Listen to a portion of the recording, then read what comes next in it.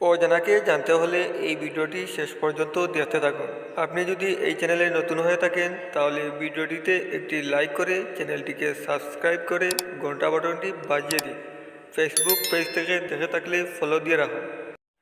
হিলফুল ফুজুল কি? উত্তর, এটি ছিল মক্কার মধ্যে ন্যায় প্রতিষ্ঠা ও দুর্বলদের অধিকার রক্ষার জন্য গঠিত একটি ন্যায়ভিত্তিক চুক্তি। হিলফুল ফুজুল শব্দের অর্থ কী? উত্তর, হিলফ অর্থ চুক্তি বা শপথ, আর ফুজুল অর্থ উত্তম গুণাবলী বা সৎকর্ম। হিলফুল ফুজুল কোথায় সংগঠিত হয়েছিল?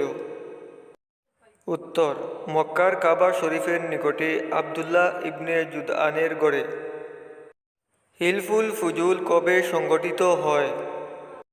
উত্তর, রাসূল সাল্লাল্লাহু আলাইহি ওয়াসাল্লামের নবুয়ত লাভের প্রায় ২০ বছর আগে, তার বয়স যখন ২০ বছর। হিলফুল ফুজুলের প্রেক্ষাপট কী ছিল?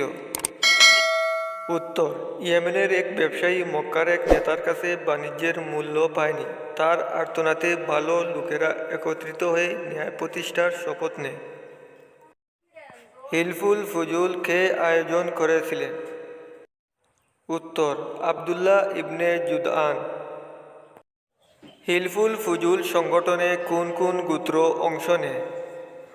উত্তর, বনি হাশিম, বনি মুতালিব, বনি আসাদ, বনি জোহরা, বনি তামিম সহ মক্কার কয়েকটি প্রভাবশালী গোত্র অংশ নেয়। হিলফুল ফুজুলে কারা অনুপস্থিত ছিল? উত্তর, বনি উমাইয়া, বনি মাহজুম সহ আরও অনেক গোত্র এতে অংশগ্রহণ করেনি।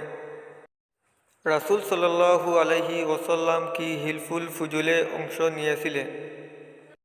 উত্তর, হ্যাঁ, তিনি তরুণ বয়সে এতে অংশগ্রহণ করেন। মুহাম্মদ সাল্লাল্লাহু আলাইহি ওয়াসাল্লাম হিলফুল ফুজুলে অংশ নিয়ে কেমন অনুভব করেছিলেন? উত্তর, মুহাম্মদ সাল্লাল্লাহু আলাইহি ওয়াসাল্লাম পরবর্তীতে বলেছিলেন, আমি আবদুল্লাহ ইবনে জুদানের গড়ে এমন এক চুক্তিতে উপস্থিত ছিলাম যা লাল উটের বিনিময়েও আমি ছাড়তে চাইনি। হিলফুল ফুজুলের মূল উদ্দেশ্য কী ছিল? উত্তর, অত্যাচার ও জুলুম থেকে মানুষকে রক্ষা এবং ন্যায় বিচার প্রতিষ্ঠা করা। হিলফুল ফুজুল কার অধিকার রক্ষার জন্য হয়েছিল? উত্তর, দুর্বল, ভিনদেশী, দরিদ্র ও মজলুম ব্যবসায়ীদের জন্য। হিলফুল ফুজুলে কি শপথ নেওয়া হয়েছিল? উত্তর, আমরা একত্রে থাকব, জালিমের বিরুদ্ধে মজলুমকে সাহায্য করব এবং অধিকার রক্ষা করব। হিলফুল ফুজুল সংগঠন কি শুধুমাত্র মক্কার জন্য ছিল? উত্তর, না, যে কেউ মক্কায় আসত তার অধিকার রক্ষায়ও তারা প্রতিশ্রুতিবদ্ধ ছিল। হিলফুল ফুজুল কার্যকর হওয়ার পর কি ঘটেছিল? উত্তর, ইয়েমেনি ব্যবসায়ী তার পাওনা অর্থ ফেরত পায়। ইসলাম কি হিলফুল ফুজুলকে সমর্থন করেছে? উত্তর, হ্যাঁ, ইসলাম ন্যায়বিচার ও মজলুমের সাহায্যকে সমর্থন করেছে। নবী সাল্লাল্লাহু আলাইহি ওয়াসাল্লাম কি ইসলাম আসার পরও হিলফুল ফুজুলকে সমর্থন করেছিলেন? উত্তর, হ্যাঁ, তিনি বলেছিলেন, আজও আমাকে এমন চুক্তির জন্য ডাকলে আমি সাড়া দিতাম। হিলফুল ফুজুল ইসলামের পূর্বের সমাজকে কি শিক্ষা দেয়? উত্তর, ইসলামের পূর্ব যুগেও ন্যায় ও মানবাধিকার বিদ্যমান ছিল। হিলফুল ফুজুল কোন ইসলামিক মূল্যবোধকে প্রতিফলিত করে? উত্তর, ন্যায় বিচার, সহমর্মিতা এবং দুর্বলদের অধিকার রক্ষা করতে। মুসলমানদের জন্য এ থেকে কি শিক্ষা পাওয়া যায়? উত্তর, মজলুমের পাশে দাঁড়ানো এবং মানবতার জন্য ঐক্যবদ্ধ হওয়া। হিলফুল ফুজুল আরব সমাজে কি প্রভাব ফেলে? উত্তর, ন্যায় প্রতিষ্ঠার একটি শক্তিশালী নজির তৈরি হয়। হিলফুল ফুজুল ইতিহাসে বিশেষভাবে কেন আলোচিত? উত্তর, এতে রাসূল সাল্লাল্লাহু আলাইহি ওয়াসাল্লামের সক্রিয় অংশগ্রহণ ছিল এবং এটি মানবাধিকারের এক মহান দলিল। হিলফুল ফুজুল কি কোনো যুদ্ধ প্রতিরোধ করেছিল? উত্তর, সরাসরি নয়, তবে মজলুম কমাতেও ন্যায় প্রতিষ্ঠায় ভূমিকা রাখে। এটি কি আরবের প্রথম সামাজিক ন্যায়ভিত্তিক আন্দোলন ছিল? উত্তর, হ্যাঁ, এটিকে আরব সমাজের প্রথম ন্যায়ভিত্তিক মানবাধিকার চুক্তি বলা যায়। হিলফুল ফুজুলের সাফল্যের কারণে মক্কার মর্যাদায় কী প্রভাব পড়ে? উত্তর, মক্কা বহিরাগত ব্যবসায়ীদের কাছে আরও বিশ্বাসযোগ্য হয়ে ওঠে। হিলফুল ফুজুলে নবী সাল্লাল্লাহু আলাইহি ওয়াসাল্লামের উপস্থিতির কী তাৎপর্য রয়েছে? উত্তর, এতে বোঝা যায় তিনি শুরু থেকেই ন্যায় প্রতিষ্ঠায় সচেতন ছিলেন।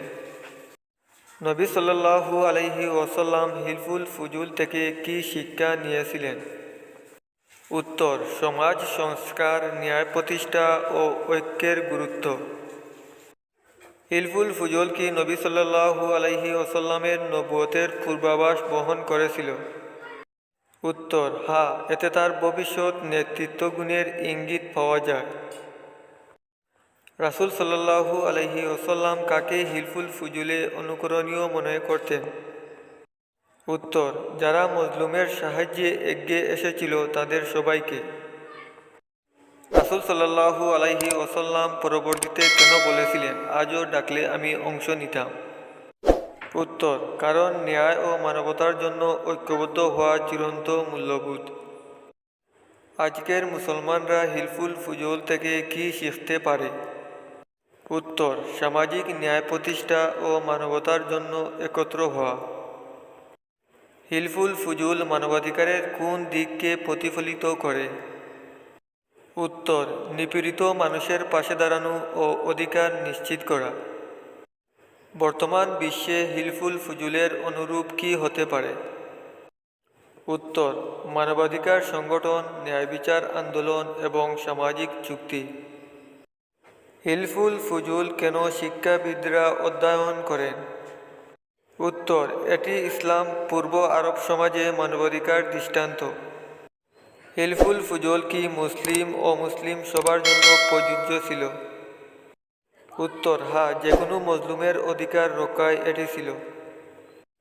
হিলফুল ফুজুলের সঙ্গে ফুজুল নাম কেন যুক্ত হয়? উত্তর, এতে সৎ ও উত্তম মানুষরা অংশ নিয়েছিলেন বলে। এটি কি শুধুই বাণিজ্যিক ন্যায় বিচারের জন্য ছিল? উত্তর, না, সব ধরনের জুলুম অত্যাচারের বিরুদ্ধেই ছিল। রাসূল সাল্লাল্লাহু আলাইহি ওয়াসাল্লামের পরিবার কি এতে অংশ নিয়েছিল? উত্তর, হ্যাঁ, বনি হাশিম গোত্র অংশ নেয়। হিলফুল ফুজুল কি ইসলাম পূর্ব যুগে এক বিরল ঘটনা ছিল?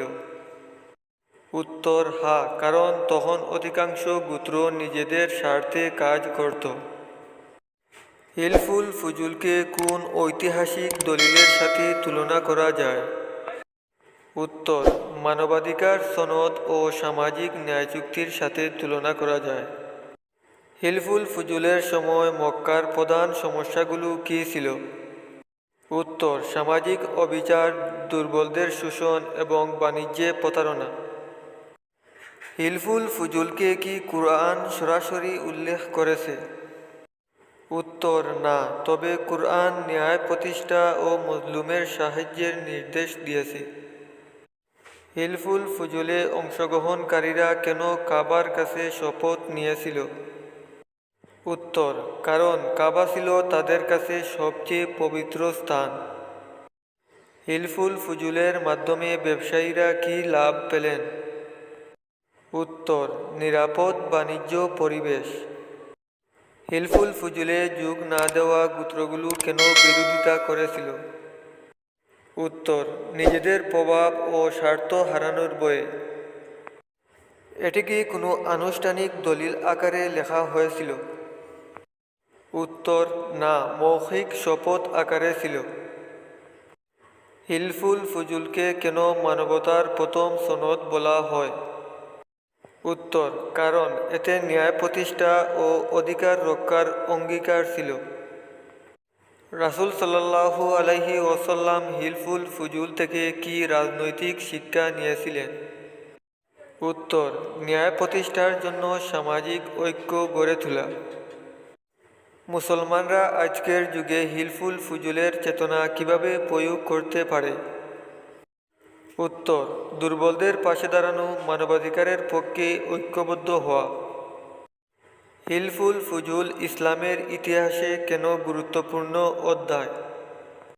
উত্তর: কারণ এটি রাসূল সাল্লাল্লাহু আলাইহি ওয়াসাল্লামের ন্যায়ভিত্তিক নেতৃত্বের সূচনা হিসেবে বিবেচিত হয়।